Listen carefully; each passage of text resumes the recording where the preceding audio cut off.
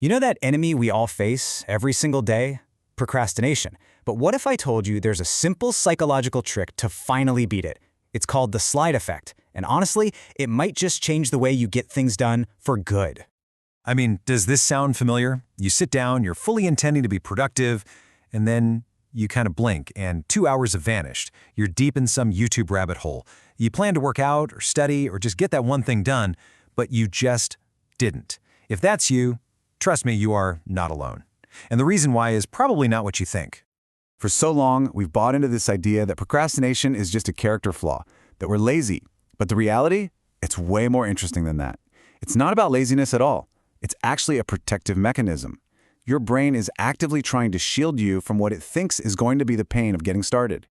Yeah, there's a scientific term for this. It's called activation resistance. And it's basically that giant wall of friction you feel right at the very beginning of a task. This is exactly where procrastination sets up camp, right there at the starting line. Just think about it for a second. Let's say you have to write a big report. Your brain doesn't just see the first step. Oh no. It instantly plays a horror movie of the entire process. All the research, the brainstorming, that awful first draft, the editing, the stress. And it sends out a massive signal. Abort mission. This is going to be painful. Let's go watch some cat videos instead. So how in the world do we get past our brain's own security system? Well, it turns out we can use its own rules against it. And this is where the slide effect comes into play. The concept here is so simple, but its effect is incredibly powerful. Once you are in motion, staying in motion is surprisingly easy. The real battle is just that first push. So the goal isn't to brute force your way through a task. It's to make that first tiny step so small, so insignificant, that your brain doesn't even bother to put up a fight. And this is the perfect way to picture it.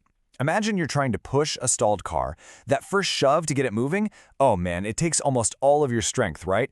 But once those wheels start to turn, even just an inch, keeping it rolling becomes 100 times easier.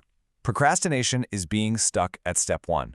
The slide effect is all about finding a sneaky way to get to step 3 as fast as possible. Okay, so let me show you how this actually works in the real world. I want to tell you a quick personal story about how this one simple rule completely transformed my relationship with work. So as a writer, I used to be totally paralyzed. Every time I'd sit down to write, this immense pressure would just crash down on me. I felt like every idea had to be brilliant, every sentence had to be perfect, and all that perfectionism just created a ton of anxiety, so I'd end up avoiding the work for days, usually until a deadline was screaming in my face. Then I made a new rule, and it felt almost stupidly simple. My only goal for the day was to write one sentence. That was it. It didn't have to be good. In fact, it could be absolutely terrible. The only thing I had to do was type out a single, solitary sentence. And the first time I tried it, I opened up a blank document, and just to get it over with, I typed, "Many people have problems with procrastination." Done. Task complete. But then, something really interesting happened. Because the document was already open and I was already sitting there, I thought, well, I might as well write a second sentence, and then a third. And seriously, before I knew it, I looked up from the screen and realized I had written over 500 words. The hardest part was completely over, and I didn't even notice it happening. I had hopped on the slide. So, what is going on here? Why does this work so well? This isn't just a clever mind trick. It's actually grounded in a well-known psychological principle that explains why our brains get so hooked on things. It's called the Zeigarnik effect. And basically it means our brains are wired to seek closure. They hate leaving things unfinished. When we start a task, no matter how tiny, our brain opens up a little mental file. And it creates this low-level tension that just keeps nudging us until we close that file. It's kind of like watching a TV show that ends on a huge cliffhanger. You can't stop thinking about what's going to happen next, right? By writing just one sentence, you're basically creating a tiny little cliffhanger for your brain.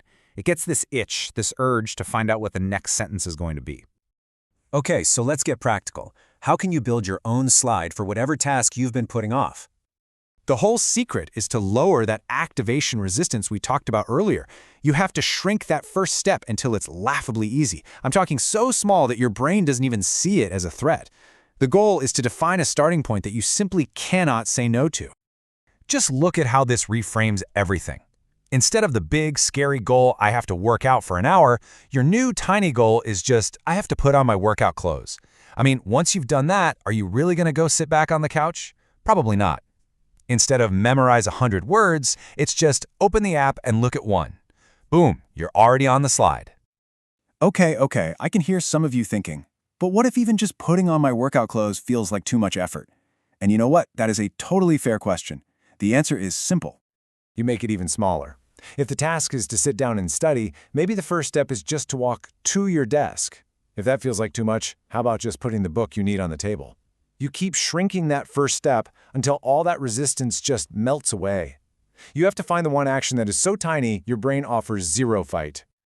And this isn't about tricking yourself. It's so much more powerful than that. This is about training your brain. And the long-term benefits are way bigger than just getting one task done. See, every single time you use this method, you are literally rewiring your brain. You're teaching it that starting things isn't scary or painful. And over time, that initial wall of resistance starts to get smaller and smaller for all kinds of tasks. The slide just gets easier and easier to get on. You know, we always think we have to fight procrastination with iron willpower and just pure persistence. But that's a battle you're going to lose most of the time. The smarter way is to just sidestep the fight completely. Because procrastination's greatest weakness, its greatest fear, is that first tiny, insignificant start. So I'll leave you with this question. Think about that one thing you've been putting off. What is the absolute smallest, most microscopic action you can take toward it? Right now. Not tomorrow, not in an hour. An action so small it feels silly, go find your slide.